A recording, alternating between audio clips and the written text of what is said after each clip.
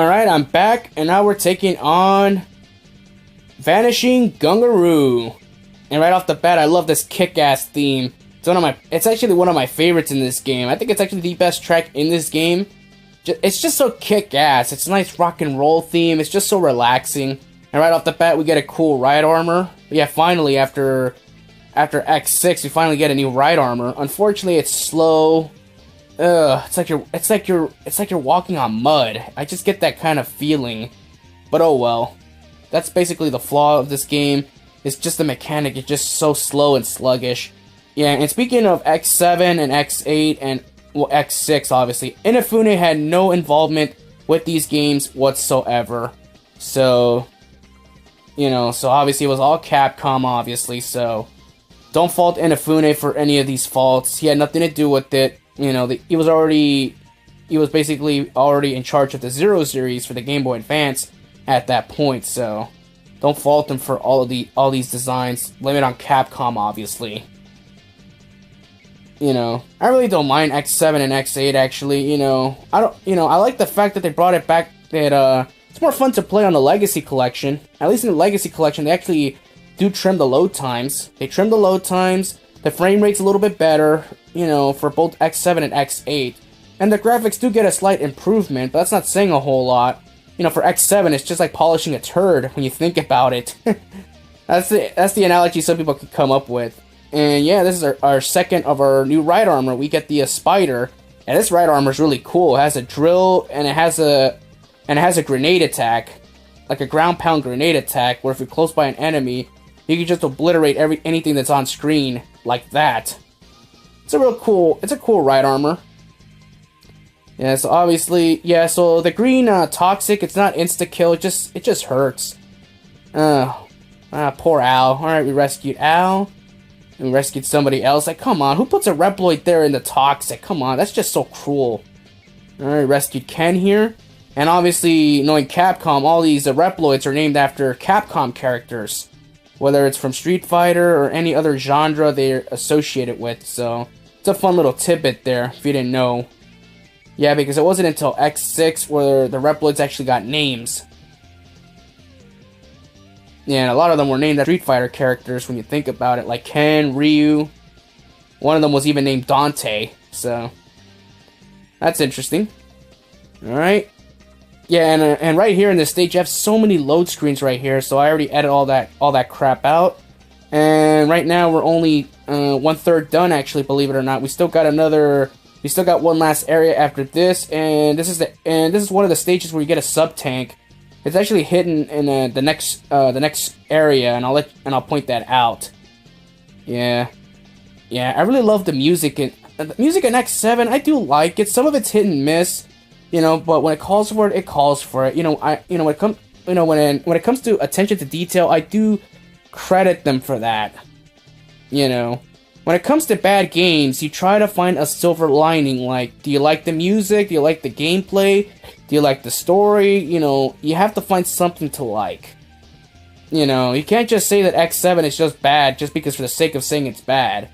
Or it's weak just for the sake of being weak. Like, no. I want to find some positive things to say about this game.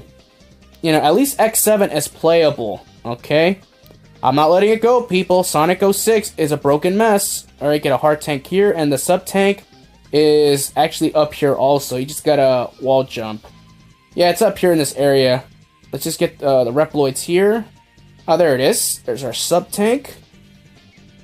Yep, alright, that's our sub-tank right there, and obviously you only can carry 2 sub-tanks.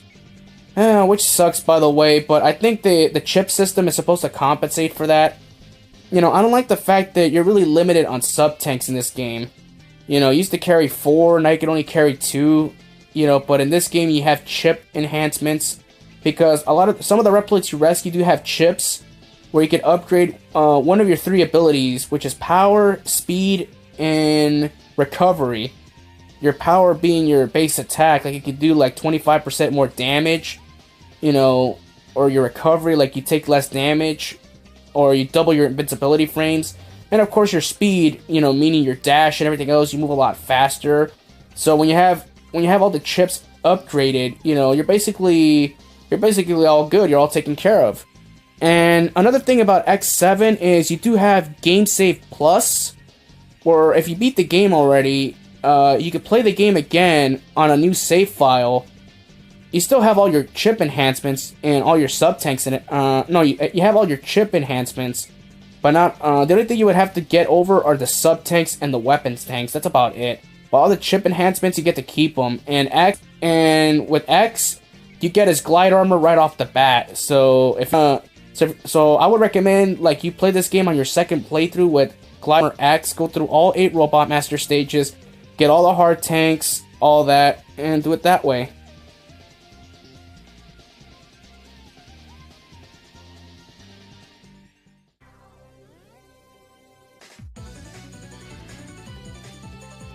One hair and a saber? You must be Zero! So they sent an S-Class hunter to stop me, huh?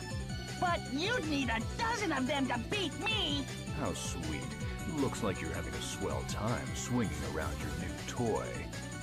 Stop treating me like a kid! Why I oughta! Hey, calm down, or you'll have to take a time out in the corner. Warning! Warning!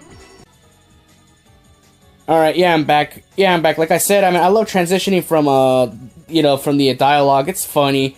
And the voice acting, it's hilariously bad, but you might as well have fun with this. Yeah, so obviously, Vanishing Gungaroo, his main focus of attack is using the explosion ability. It's a really good ability, but what sucks is you can only use it 3 times if you're X. But if you're Axel, actually, Vanishing Gungaroo is actually the best weapon to get, because you get a grenade launcher. And you get the explosion ability too, so it's really cool. And for Zero, you get the, I don't know what you get. I think you get his Giga Attack. Yeah, so for Vanishing Gungaroo, you gotta take out his, mech, which you already took out mine, thanks to Triangle Kick. Now, a lot of people saying that, Flame Ironheart is the most annoying Robot Master, or Maverick. But I honestly find Vanishing Gungaroo more annoying because of this!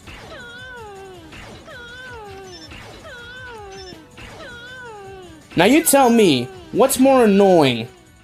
Burn to the ground or listening to that like 30, 40 times? Because that's exactly what I'm doing right now, is taking him out with his weakness, because I don't have X yet. So the best way to take out Vanishing Gungaroo is by spamming his weakness, which is Wing Crowang's weapon. Yes, I said Crowang, yeah, alright, give me a break, alright, it's late. Yeah, so he's doing this Triangle Kick, which is a pain in the ass to dodge. Obviously, and of course he does it as his occasional explosion attack. But if you do that attack by, if you do that V-hanger attack by Zero, you basically have him in an infinite loop, and you can't escape, so making the boss fight a complete joke, and obviously him having a Spark Mandrill syndrome. Yeah, we just basically spam his weakness, and he can't touch you no matter what. And with Zero, we're just gonna spam the same thing over again. It's kind of sad when you think about it. Yeah, I do love the boss battle theme from X7.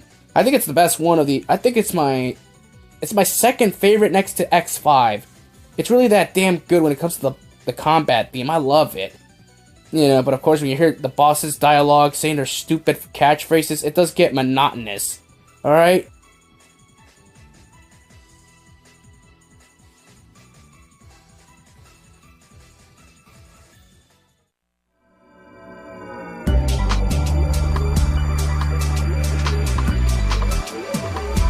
Like I said, my friends in Red Alert are all really skilled Reploids. Except I heard they were mostly criminals. No! They don't do anything bad. Well, at least most of the time. What's your point? I'm serious. They really didn't do bad until suddenly everyone changed. Suddenly? What do you mean? When the Maverick Hunters, even the Reploids, stopped following Red's orders!